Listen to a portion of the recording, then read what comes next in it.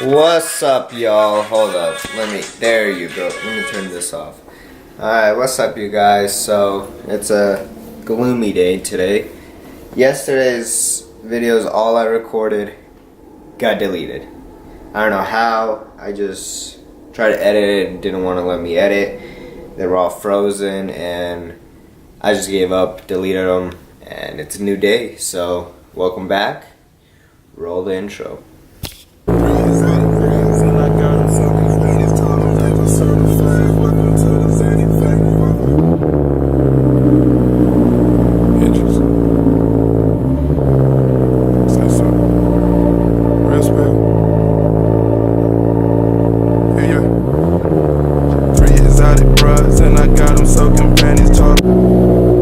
Alright, you guys.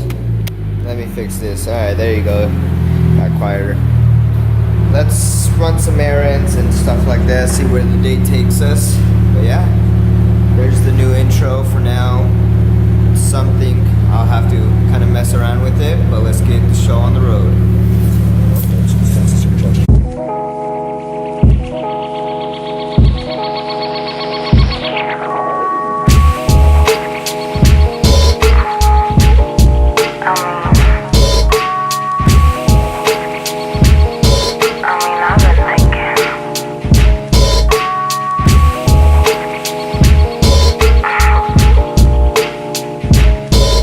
Alright, you guys want to hear something funny? This car, this Hyundai behind me, has been following me for the fattest time. And he's taking the same turn, of course. Can't see it. Holy cow, my back windows are so dark. But yeah, he's right there. He's been following me, trying to race. Not gonna work. Because I'm not gonna race. I'm not gonna risk it getting pulled over in like the worst spot ever. But yeah. So today's topic is first time buyers, like car buyers. So we're gonna be talking about what to look for in a car, what kind of car, and stuff like that. So yeah, it should be fun. Yeah, we'll get that. We'll have that conversation when I'm not driving, and it should be fun. But yeah, I'm just downtown right now, you guys. I just ate, and yeah, so it's fucking busy downtown. I hate these buses. UTA buses, man, they're so fucking annoying. But yeah, I'll talk to you guys then. Alright, you guys, so turn this down. Alright, you guys, so we're downtown. Just do a little pull. I don't like speeding downtown just because of cops. There's cops everywhere. I don't have my radar yet, so let's hop into this lane.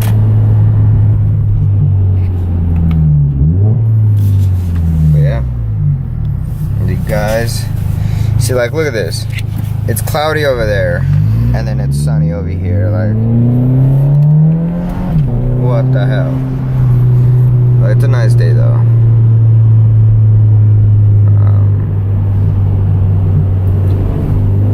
So yeah, it's kind of busy downtown, so. But I want to go do some pulls. Go do some pulls around and kind of mess around. Can't do that downtown because last time I almost got pulled over.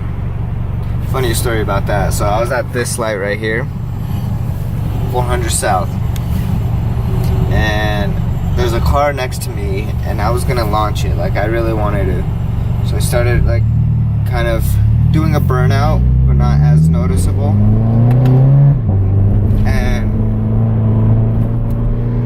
Since doing that, I was like, no, I'm not gonna do it. Screw it, I'll just drive off normally.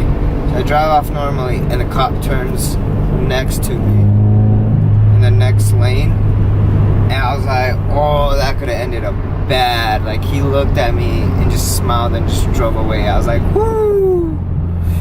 But, ooh, look at that Mercedes. Look at that. It's a CLA 45 AMG. Super clean. I like that. And then Mercedes is just right there, as you can see.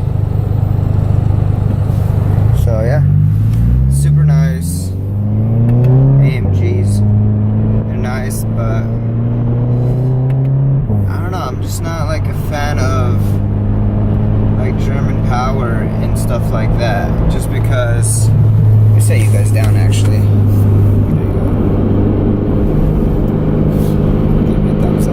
But I'm not a big fan of, it might be a little bouncy just because of the car, but I'm not a big fan of the Germans just because, like, if I had to own a German car, I would own an AMG, an M car, like an M3, M4, M5, like the newer ones, the newer body styles, the new engines and stuff like that. Actually try to fix this, you guys. It's just pissing me off. There you go. Okay. So, new M cars, new AMGs.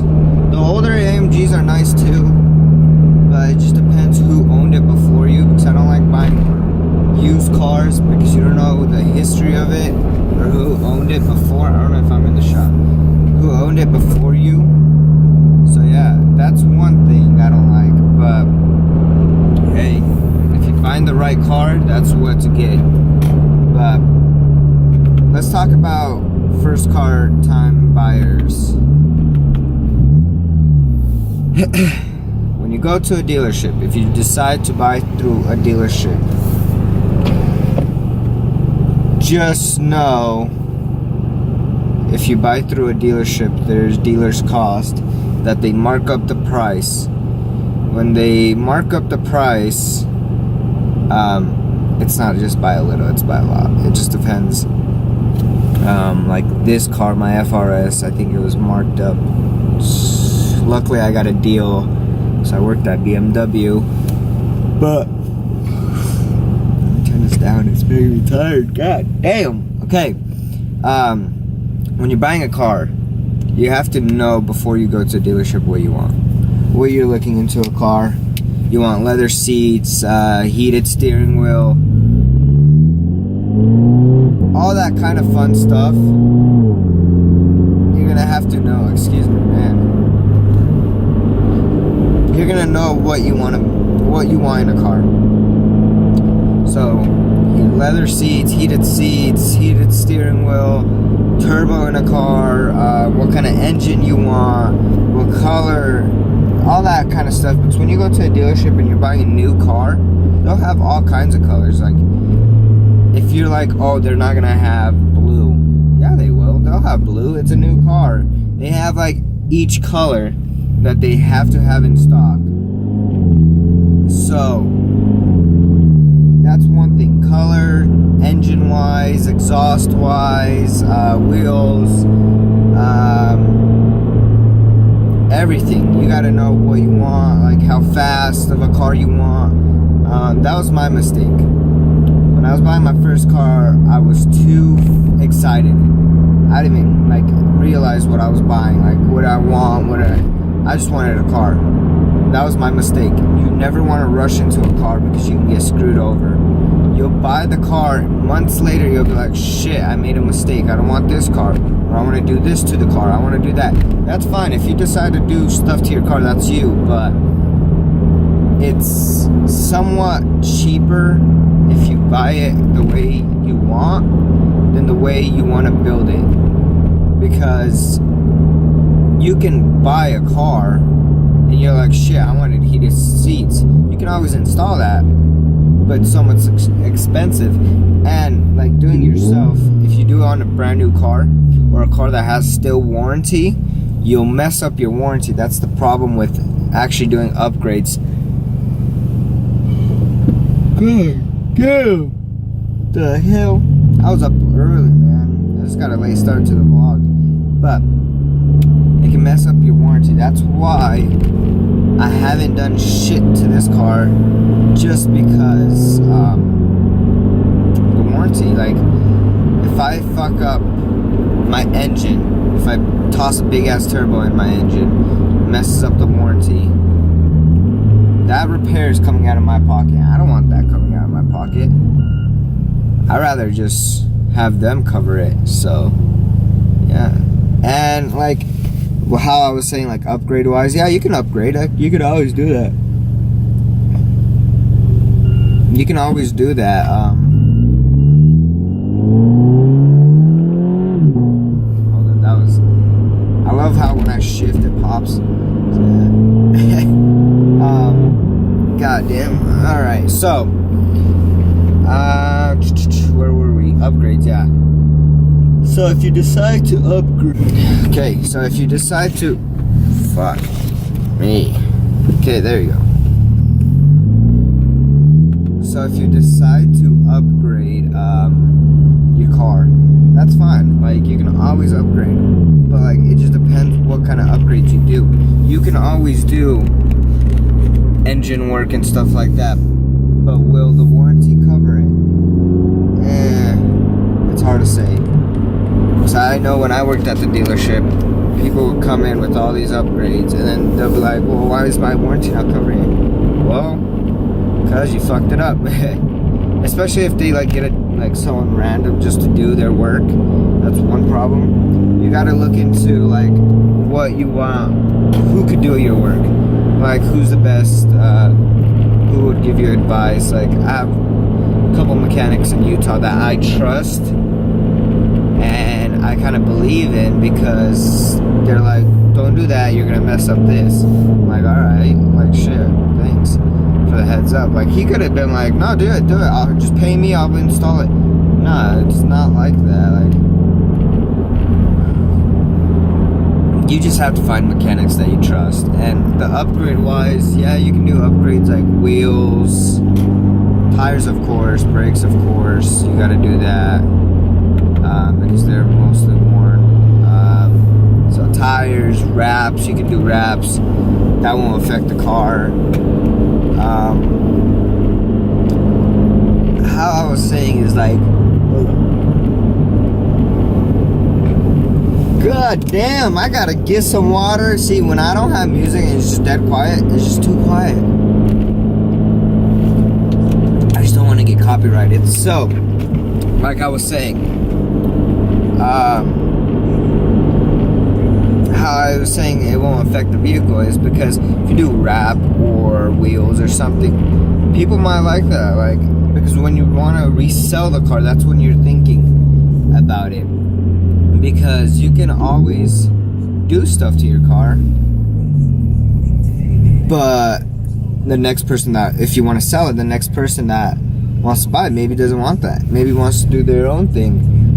That's like an example is my friend's FRS. He has a rocket bunny, he has a turbo, he has all this shit done to it. And the